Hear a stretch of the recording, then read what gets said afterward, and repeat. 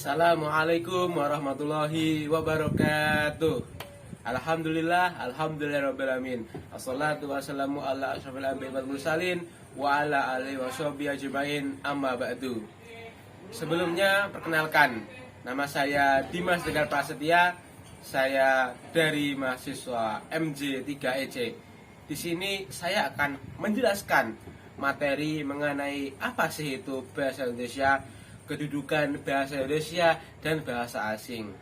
Penjelasan saya kali ini adalah sebagai salah satu tugas perkuliahan tengah semester saya atas mata kuliah bahasa Indonesia yang diampu oleh Ibu Leli Nisfi Setiana SPD MPD.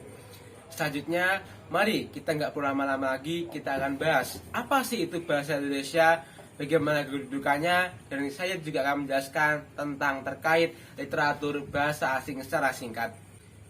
Oke, mari sekarang kita mulai dari sejarah bagaimana bahasa Indonesia itu bisa terbentuk. Yang pertama adalah kita tahu bahwa Indonesia itu memiliki berbagai sejarah yang sangat mendalam. Salah satunya kita bisa menengok prasasti yang kita temukan pada zaman dahulu.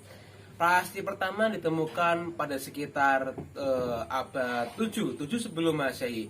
Di situ adalah salah satu tulisan yang bisa kita temukan yang ditulis dengan huruf Pallawa. Selanjutnya hal ini masuk ke dalam Indonesia sekitar abad 13. Selanjutnya hal ini terus berkembang hingga abad 19 yang akhirnya akan melahirkan salah satu bentuk tulisan aksara Jawa. Selanjutnya hingga pada masa VOC, pada masa penjajahan Belanda, di sini kita melihat bahwa dahulu Nusantara adalah, sebelum Indonesia terbentuk ya, Nusantara seluruh warganya itu menggunakan bahasa yang bernama bahasa Melayu sebelum bahasa Indonesia itu ditemukan. Hingga akhirnya pada Kongres Pemuda pada tanggal 28 Oktober itu baru kita temukan, kita berjanji kepada seluruh rakyat Indonesia bahwa bahasa Indonesia itu adalah bahasa negara, bahasa yang akan kita gunakan sebagai pemersatu antara etnis-etnis yang ada di Indonesia, dan itu kita gunakan hingga sekarang. Jadi perjuangan bahasa Indonesia ini hingga sekarang itu cukup lama, mulai dari abad ke-7 hingga bahkan sampai penjajahan Belanda. Bahkan ketika Belanda itu akhirnya pergi dan digantikan oleh penjajahan Jepang, di sini kami memiliki suatu kesempatan untuk bisa membudidayakan bahasa Indonesia dengan lebih baik. Karena apa? Karena Jepang memiliki kebijakan untuk melarang seluruh penggunaan bahasa Belanda ketika waktu itu Belanda terusir oleh Jepang. Maka dari itu bahasa Indonesia memiliki ruang yang luas. Untuk apa? Untuk dipelajari oleh seluruh warga di Nusantara ini. Sehingga nantinya pada masa kedudukan Jepang, bahasa Indonesia semakin meluas dan kita semakin memiliki satu tali pengikat. Setelah diucapannya Kongres Sumpah Pemuda, maka pada masa zaman-zaman sebelum kemerdekaan ini kita sudah memiliki suatu bahasa yang mengikat antara kita dengan saudara-saudara kita yang ada di tanah Nusantara yang lain. Setelah masa kemerdekaan itu kita proklamasikan, ketika setelah Bapak Insinyur Soekarno telah memproklamasikan kemerdekaan bahasa Indonesia, selanjutnya kita mendapatkan suatu titik terang hingga pada akhirnya pada tanggal 18 Agustus tahun 1945 di sini dituangkan bahwa bahasa Indonesia resmi menjadi bahasa asli bangsa Indonesia yang akan tertuang di pasal 36. Tentu hal ini menjadi suatu landasan hukum untuk kita bisa menggunakan bahasa Indonesia dengan lebih resmi lagi, dengan tidak ada intervensi baik dari Belanda ataupun dari Jepang, sehingga bahasa Indonesia benar-benar diakui eksistensinya. Selanjutnya pada masa pemerintahan Orde Baru, di sini pemerintahan Soeharto akhirnya menaruh perhatian yang besar kepada penggunaan bahasa Indonesia ini. Dalam istilah kata, bahasa Indonesia semakin mendapatkan tempat di hati para petinggi-petinggi kita, mulai dari zaman hingga penjajahan Belanda, hingga penjajahan Jepang, hingga akhirnya pada masa Orde Lama dan juga Orde Baru. Di sini pemimpin kita menaruh perhatian yang sangat intensif kepada penggunaan bahasa Indonesia ini. Hal ini ditunjukkan dengan adanya berbagai perubahan-perubahan ejaan-ejaan yang disempurnakan, mulai dari yang awalnya menggunakan ejaan Van Abbesen, selanjutnya digunakan atau diperbaiki lagi dengan sistematika ejaan Republik, hingga pada akhirnya kita mendapatkan suatu sistem ejaan yang masih kita gunakan hingga saat ini, yaitu EYD atau ejaan yang disempurnakan. Maka dari itu, dengan adanya EYD seharusnya menambah kemantapan hati kita untuk bisa terus mempelajari bahasa Indonesia dengan baik dan benar. Semua orang tentu bisa menggunakan bahasa Indonesia, bukan? Tetapi belum tentu semua orang bisa paham mengenai kaidah-kaidah dalam penggunaan bahasa Indonesia. Tentunya di zaman globalisasi sekarang, bahasa Indonesia tentu mendapatkan saingan-saingan yang berat. Dari apa? Dari bahasa-bahasa asing yang dengan adanya globalisasi ini dengan masuk mudah ke tanah air. Seperti apa? Sebagai contohnya adalah bahasa Inggris, bahasa Jepang, dan mungkin bahasa Jerman, dan lain sebagainya. Entah kenapa, mungkin karena tuntutan zaman, anak-anak muda, generasi muda kita mungkin sangat tertarik kepada bahasa-bahasa asing ini. Karena apa? Karena bahasa asing membuka peluang yang lebar. Mungkin hal ini dikarenakan generasi-generasi muda mungkin minder jika mereka tidak bisa berbahasa asing dan lain sebagainya. Memang itu tidak suatu hal yang salah, tetapi hal ini perlu kita benarkan. Stigma ini perlu kita benarkan, bahwa kita tetap harus belajar bagaimana sih cara penggunaan bahasa Indonesia yang baik dan benar. Selain kita juga harus belajar bahasa asing, bukan? Sekarang kita lanjut dengan kedudukan bahasa Indonesia ini. Bahasa Indonesia itu memiliki kedudukan sebagai yang pertama adalah sebagai bahasa negara.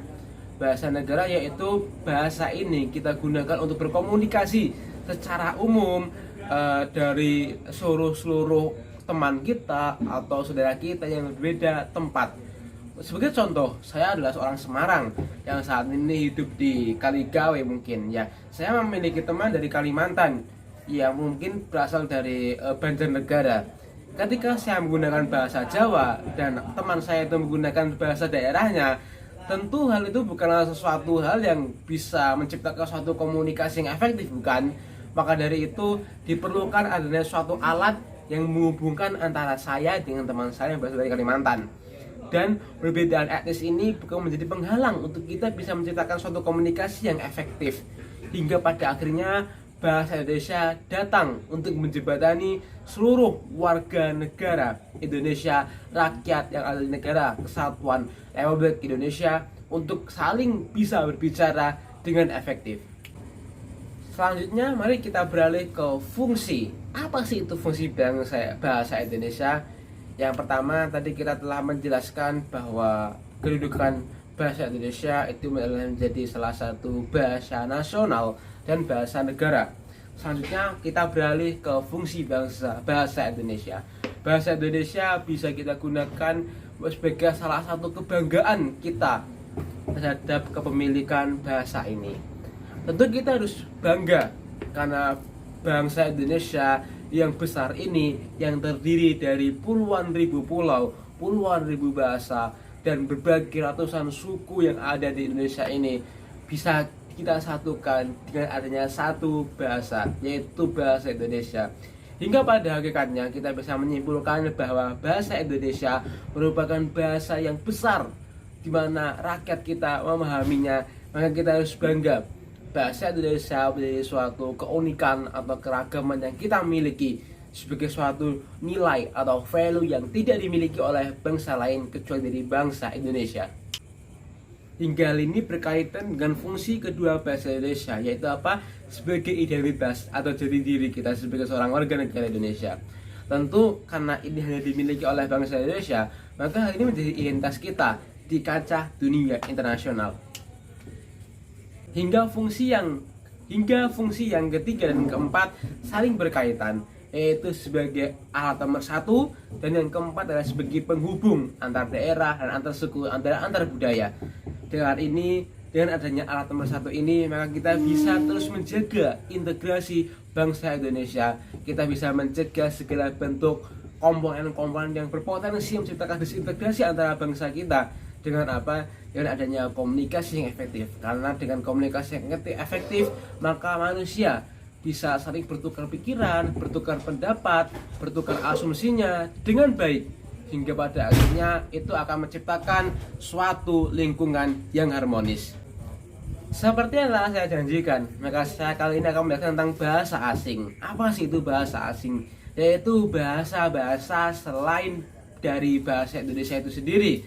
Seperti apa? Seperti bahasa Inggris, bahasa Jerman, mungkin bahasa Jepang, dan lain sebagainya.